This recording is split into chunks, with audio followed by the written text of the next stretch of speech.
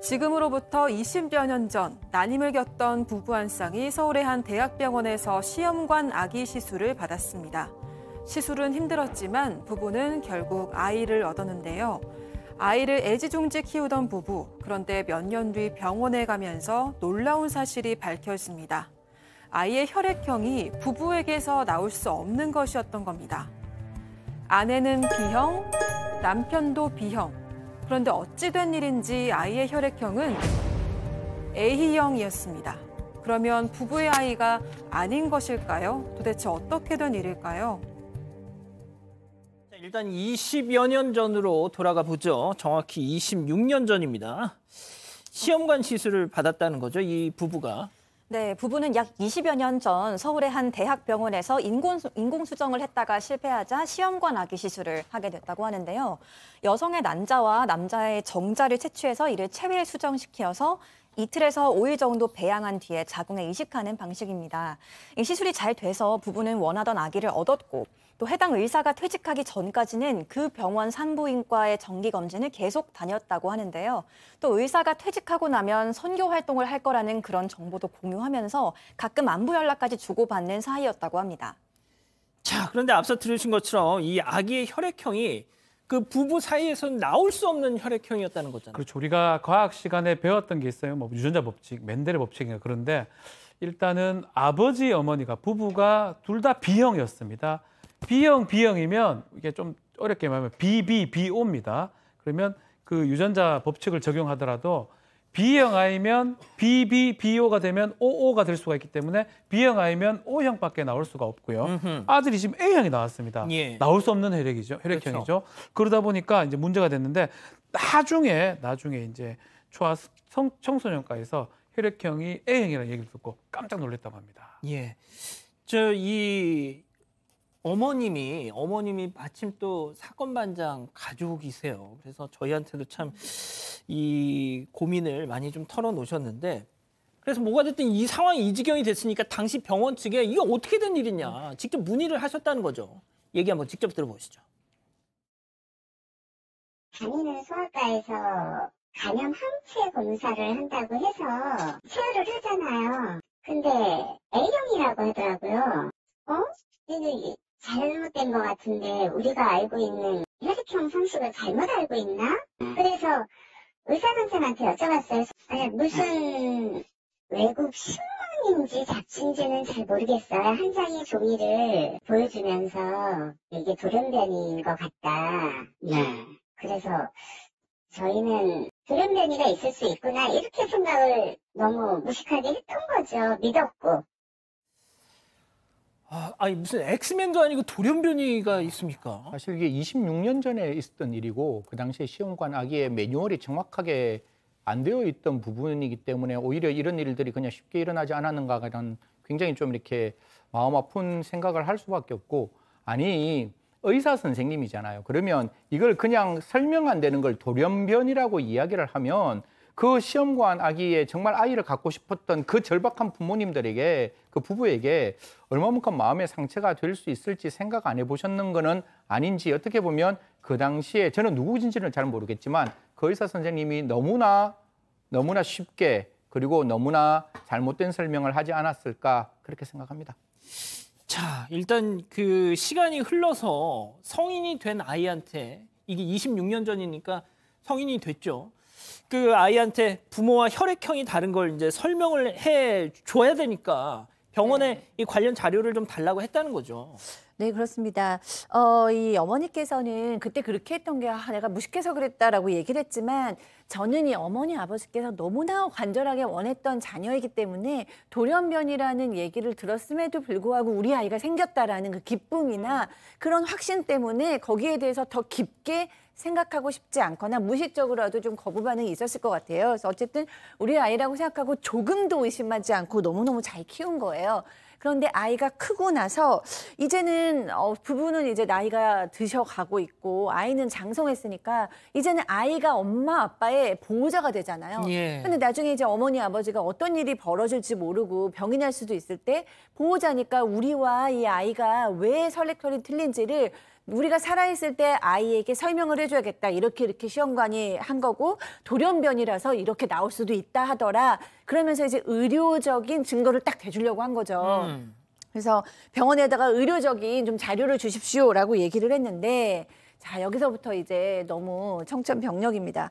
그 얘기를 듣던 의사가 너무나 당황하는 기색을 보이면서 아, 지금 나는 현재는 그거를 드릴 수가 없고 그거는 예전에 시술했던 분하고 연락을 해보라고 그러면서 피한 거예요. 그러니까 이게 문제가 생긴 거를 이제 어머니가 아신 거죠. 그래서 예전에 수술하셨던 의사한테 계속 연락을 했는데 연락을 보고는 있지만 답변은 없었다고 합니다. 아, 연락을 했어요. 문자도 보내고 뭘 했는데 시쳇말로 읽고 씹었다는 겁니다. 그래가지고 결국엔 이 어머님께서 유전자 검사까지 해봤다는 거 아니에요? 네, 이렇게 의문이 풀리지 않자 결국 지난달 말 아이 어머니가 유전자 검사를 해봤더니요. 결과는 아이 어머니와는 일치하지만 아버지와는 일치하지 않는 것으로 나왔습니다. 그러니까 시험관 시술 당시에 정자가 뒤바뀌었다고 의심할 수 있는 부분입니다. 야, 아니 그럼 빨리 연락을 그렇죠.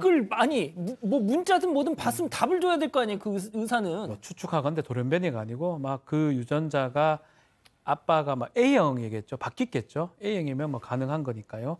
메시지를 지금 보냈는데 답이 지금 없는 상태라고 합니다.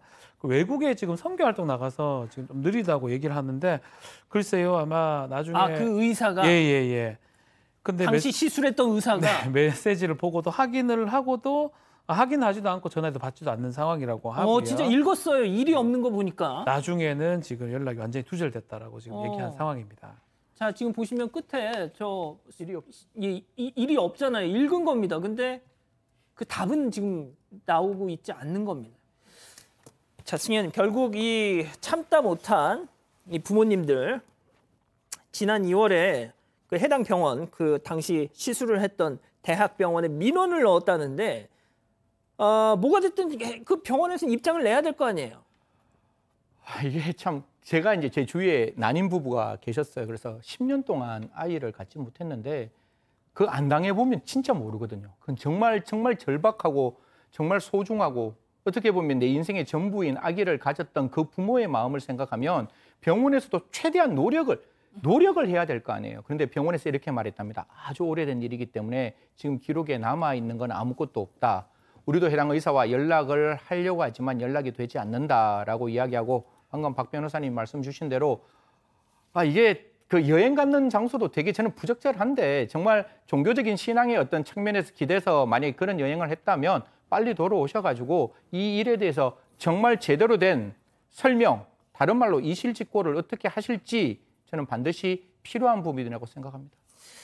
자, 약간 좀 그 읽고 씹는다는 그 의사도 그렇고 지금 병원도 그렇고 약간 좀 이 상황을 좀 피하는데 급급한 느낌이 드는데요. 두 번째 사건 체크포인트 짚어보죠. 공소시효 만료. 박 변호사님. 그렇죠. 제발. 형사 사건이면 이제 공소시효인데요. 그래서 이거는 형사 민사가 지금 중복돼 있는 걸로 보입니다. 형사 사건일 수도 있지만 뭐 근본적으로는 민사죠. 손해배상 청구를 할 수 있는. 그렇지만 둘 다 공이 10년입니다.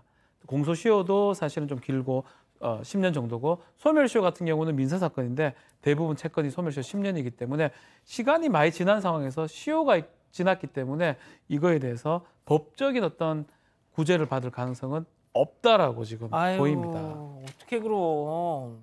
박 변호사님 방법이 전혀 없어요? 근데 이제 하자가 심각하거든요. 심각하기 때문에 시효를 조금 무시해야 될 상황이 아닌가 저는 그렇게 보입니다.